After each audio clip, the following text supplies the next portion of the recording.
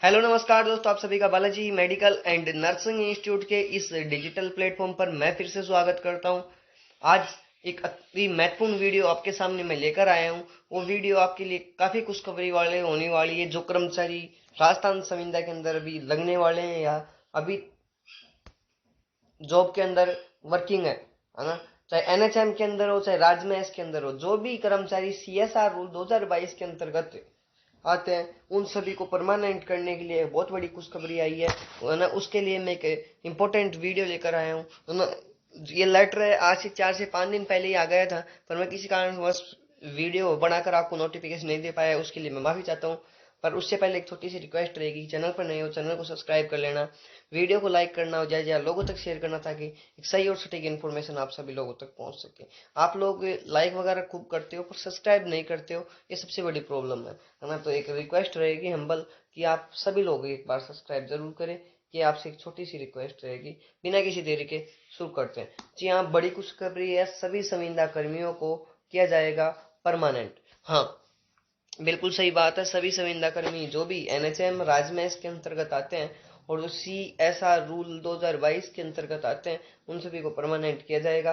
चाहे NHM staff nurse, Rajmahal staff nurse, lab technician, CHO, psychiatric nurse, tutor, है ना। इसके अलावा चाहे ऑडियोलॉजिस्ट, है ना, फिजियोथेरेपिस्ट, है ना, और भी जितने भी कैडर्स की भर्ती है जो सीएसआर रूल 2022 के अंतर्गत आती है चिकित्सा विभाग के अंदर और भी डिपार्टमेंट के अंदर, उन सभी को परमानेंट करने के लिए एक गवर्नमेंट का एक नया ऑर्डर आ चुका है। वो देखते हैं। आप देख पा रहे होंगे, ये राजस्थान सरकार वित्त विभाग नियम अनुभाग, यानी कि यह अभी तक फाइनल ऑर्डर नहीं हुआ है। कि वित्त विभाग के पास ये फाइल अभी तक पहुंच गई है, क्योंकि कोई भी प्रोसेस होती है वो सबसे पहले गवर्नमेंट घोषणा करती है बजट के अंदर। बजट के पास घोषणा करने के बाद वह फाइल डिपार्टमेंट के पास जाती है। डिपार्टमेंट से अप्रूवल मिलने के बाद वो वित्त विभाग के पास जाती है। वहां से फाइनेंशियल अप्रूवल मिलता है। फाइनेंशियल अप्रूवल मिलने के बाद वो कार्मिक विभाग के अंदर जाती है। वहां से फिर वापस डिपार्टमेंट के अंदर आती है और फिर गवर्नमेंट लास्ट अप्रूवल देती है। जब जाके कहीं ना कहीं आपके जो कोई काम होता है वो गवर्नमेंट का कंप्लीट होता है। ये एक पूरी प्रोसेस होती है जिसके अंदर काफी लंबा टाइम लग जाता है। अगर आपको पता हो तो 2020 से पहले के जो भी कर्मचारी हैं उनकी स्क्रीनिंग अब शुरू हुई थी कुछ दिनों पहले। अभी तक उनको भी परमानेंट नहीं किया है इन लोगों ने, है ना। उनको परमानेंट करने की प्रोसेस सबसे पहले लेटर की तरफ पढ़ते हैं कि लेटर क्या है ना। तो लेटर का सब्जेक्ट है बजट घोषणा वर्ष 2026-27 के क्रम में Rajasthan contractual hiring to civil post rule 2022 के नियम 20 में निर्धारित पात्रता अवधि को 2 वर्ष की शिथिलता प्रदान करने के संबंध में। यानी कि इसका सब्जेक्ट यह है कि जो परमानेंट करने के अवधि है ना, जो पीरियड है उसके अंदर 2 वर्ष का क्या दिया जाएगा, रिलैक्सेशन दिया जाएगा। ये क्या है, सब्जेक्ट है। अब आगे पढ़ते हैं। उपयुक्त विषय अंतर्गत निर्देश अनुसार लेख है कि माननीय मुख्यमंत्री महोदय द्वारा बजट वर्ष 2026-27 में वित्त एवं विनियोग विधेयक पर चर्चा के दौरान निम्नलिखित बजट घोषणाएं हुई, है ना। यानी कि मुख्यमंत्री जी ने बजट की घोषणाएं की थी, तो उसको अभी लागू करवाने के लिए फाइनेंशियल डिपार्टमेंट में भेजे हैं। हमारे द्वारा कार्मिकों की विभिन्न समस्याओं को विस्तृत विवेचन कर सरकार को अभिशंसा किए जाने के लिए उच्च स्तरीय समिति का गठन निर्णय लिया गया है। साथ ही गत वर्षों में हमने कार्मिकों को समयबद्ध पदोन्नति देने के लिए 2 वर्ष की छूट दी थी, है ना। कथाकित कारणों से कुछ विभागों में कार्मिक इस छूट का लाभ लेने से वंचित रह गए। इस कारण आगामी वर्ष आवश्यकता अनुसार ऐसे कैडर में छूट देने के लिए प्रावधान किया जाना प्रस्तावित है। उक्त बजट घोषणा के संबंध में Rajasthan contractual hiring to civil post rule 2022 के नियम 20 के प्रावधान अनुसार 26-27 में अनुभव में 2 वर्ष की छूट प्रदान किए जाने पर नियमित पदों पर नियुक्ति के पात्र होने वाले कार्मिकों को नियमित सूचना भिजवाने का श्रम करें। यानी कि अब यहाँ से आपकी स्क्रीनिंग होती है ना, मैं आपको बता दूं स्क्रीनिंग प्रोसेस के अंदर ये आपकी डिटेल ली जाएगी। आपका कर्म संख्या, संविदा का पद नाम, यानी कौन से पोस्ट पर हो आप, है ना, आप कब से और कब तक लगे हो, आपके विरुद्ध ऐसा कोई केस वगैरह नहीं लगा है, ये सारी चीजें स्क्रीनिंग के तहत भेजी जाती है।